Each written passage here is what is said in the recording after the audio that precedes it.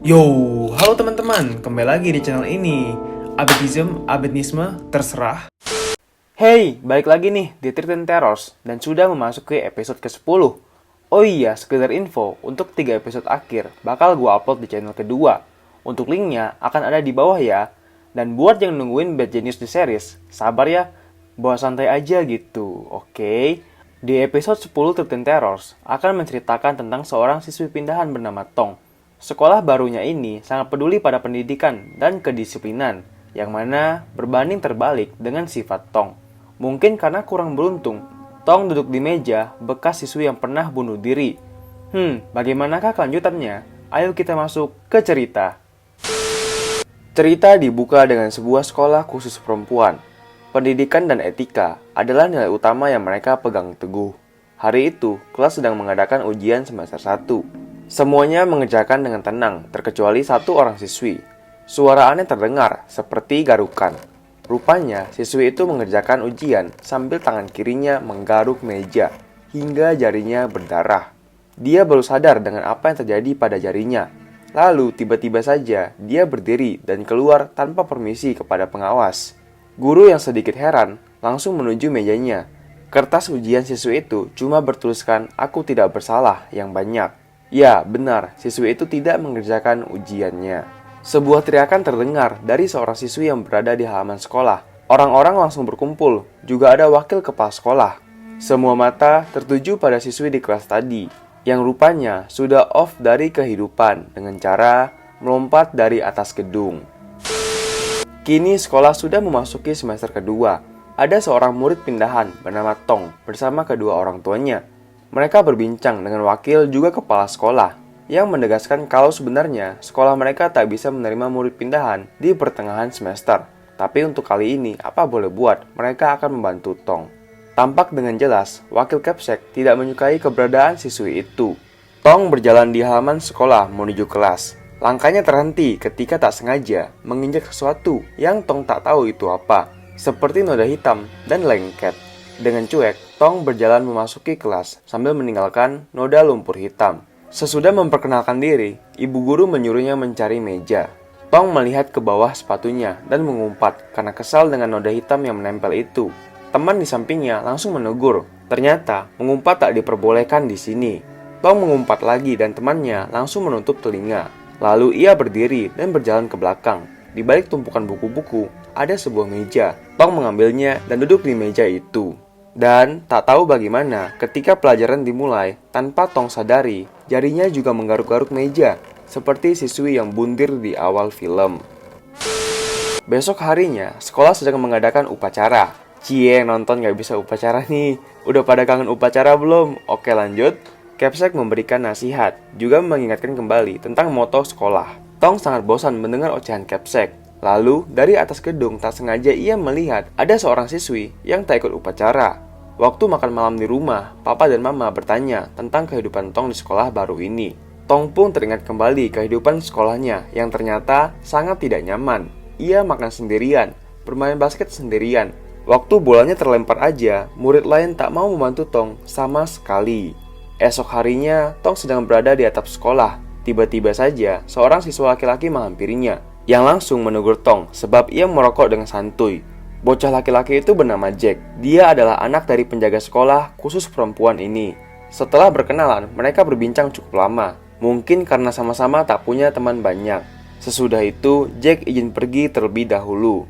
Setelah cukup puas ngerokok, Tong pun berniat turun ke bawah. Dan di depan pintu, tiba-tiba saja lewat seorang siswi. Perasaannya menjadi aneh, lalu Tong berbalik arah. Di sana, ia tak menemukan siapapun. Tong menghadap ke atas. Siswi itu rupanya naik ke bagian atas atap. Sewaktu Tong memanggilnya, ia cukup kaget karena wajah siswi itu mirip dengannya. Kemudian, siswi itu pun melompat. Dan Tong terbangun dari tidurnya. Rupanya, ia tertidur cukup lama. Kelas sudah bubar sejak tadi. Tong berniat pulang, tapi tas sekolahnya hilang. Setelah mencari-cari, tas itu ada di pojok, tempat buku-buku bertumpukan. Dan ia pun membuang beberapa buku dan dokumen yang tiba-tiba saja sudah ada di dalam tasnya. Ia beranggapan teman-teman sekelas sedang mengerjainya. Ketika melintasi halaman sekolah, Tong kembali melihat noda hitam yang masih saja ada di sana. Dan juga tanpa disadari, noda hitam itu masih membekas di sepatunya. Esok hari seperti biasa, ibu guru sedang mengajar di kelas. Dan Tong juga masih belum sadar kalau tangannya menggaruk-garuk meja. Seorang teman memandang ke arahnya dan di sini Tong barulah sadar apa yang sudah terjadi dengan tangannya. Jari-jari Tong berdarah. Lalu dari kepalanya meneteskan darah. Bukan cuma itu, gigi Tong juga putus. Mata semua orang di kelas langsung tertuju pada Tong. Seperti belum berakhir, tangannya mendadak patah. Mulutnya semakin mengeluarkan darah dan Tong rupanya cuma melamun. Seseorang datang ke kelas dan meminta Tong menuju kantor, bertemu dengan wakil kepala sekolah. Rupanya Tong ketahuan merokok di atap sekolah kemarin melalui CCTV. Anehnya di CCTV tidak ada siapapun selain Tong sendirian. Merasa masih tak puas, wakil Capsek menuduh Tong masih menggunakan narkoba. Dan ternyata itulah alasan mengapa Tong pindah sekolah. Tuduhan sembarangan dari Capsek membuat hati Tong merasa kesal. Lalu ia membalas dengan kalimat sarkas dan pergi. Di lorong sekolah, Tong mendekati Jack yang sedang bersih-bersih. Tong ingin memastikan kalau kemarin mereka benar bertemu di atap. Jack menggeleng yang rupanya bercanda. Mereka beneran bertemu di atap sekolah 2 hari lalu kok. Tiba-tiba saja Jack bertanya apa yang sudah Tong injak. Rupanya cuma Tong dan Jack yang bisa melihat noda hitam itu. Jack mulai bercerita, seorang murid bundir semester lalu dengan melompat dari atas gedung. Tubuhnya mengeluarkan darah yang banyak, tapi sewaktu dibersihkan, darahnya tak mau menghilang, jadi orang-orang membiarkannya. Namun, untuk noda yang menempel di sepatu, tak semua orang bisa melihatnya. Kisah tragis bunuh diri ini malah membuat Tong kepikiran hingga saat kelasnya sedang mengadakan ujian. Lalu Tong memejamkan matanya. Dan, waktu Tong membuka mata, ia sudah berada di halaman sekolah, terbaring dekat noda hitam. Dengan sangat cepat, seorang guru menghampirinya. Tanpa ia sadari, ternyata Tong melompat dari atas gedung sekolah. Saat sudah siuman, Tong berada di rumah sakit. Syukurnya ia masih selamat, hanya tangannya yang patah. Dan di sana ada wakil Capsek yang menjaga Tong selagi orang tua Tong dalam perjalanan. Tong sebenarnya masih merasa tak enak badan, tapi wakil Capsek terus mendesaknya, bertanya alasan Tong melompat. Padahal Tong sudah berbicara dengan jujur, ia tidak tahu apa-apa, bahkan tak sadar dirinya melompat. Masih belum puas, wakil Capsek memperlihatkan kertas ujian Tong. Isinya tulisan yang sama dengan PIN, nama siswi yang bunuh diri itu. Lalu, perdebatan mereka pun terhenti setelah Capsek memasuki ruangan. Sesudah Tong lumayan pulih dan bisa bersekolah, ia langsung menemui seorang teman di kantin dan bertanya tentang Pin.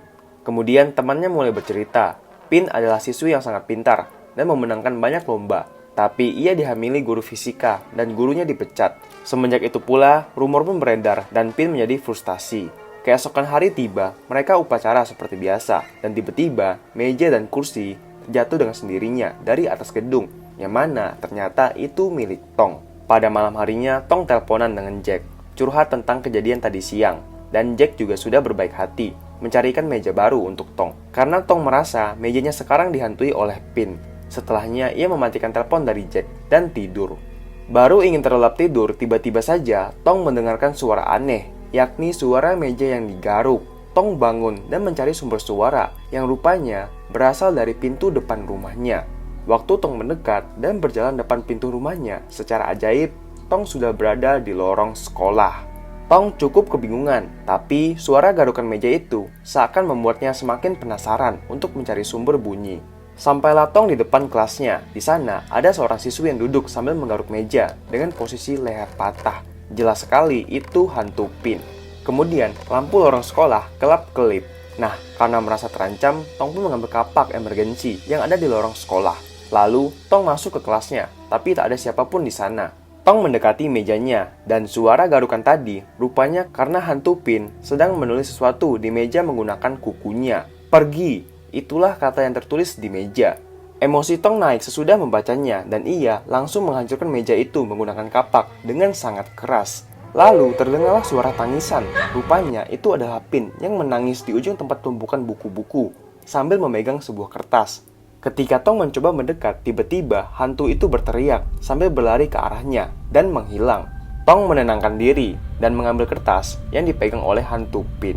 Ketika sedang membaca, tiba-tiba sebuah tangan mendekati pundaknya. Dan, hari sudah berganti menjadi pagi. Dan tangan itu rupanya si Jack. Tanpa ia sadari, Tong sudah berada di ruangan ini hingga pagi hari. Lalu mereka pun berpelukan. Tiba-tiba saja muncul teman-temannya yang mengagetkan Tong dan Jack. Ya gimana enggak, mereka berdua kelihatan lagi seperti uhu-uhu. Oke lanjut. Nah sesudahnya orang tua Tong pun dipanggil menghadap kepala sekolah. Lalu sesuai penjelasan Tong dan Jack, mereka berdua tidak berbuat uhu-uhu. Dan juga wakil Capsek tak mempunyai bukti CCTV.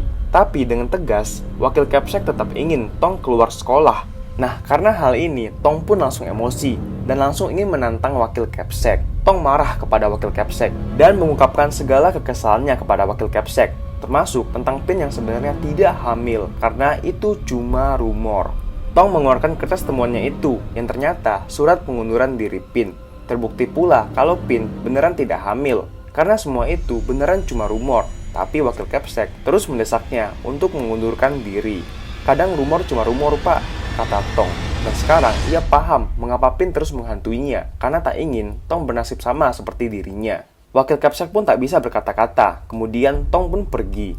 Dan tak lama, kehebohan terjadi. Tong baru saja memanjat dari balkon sekolah. Lalu setelah turun, ia memberikan kapak kepada wakil Capsek.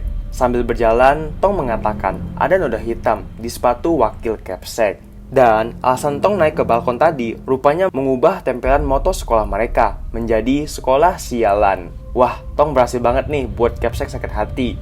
Lalu sesudahnya 13 Terrors episode 10 pun selesai.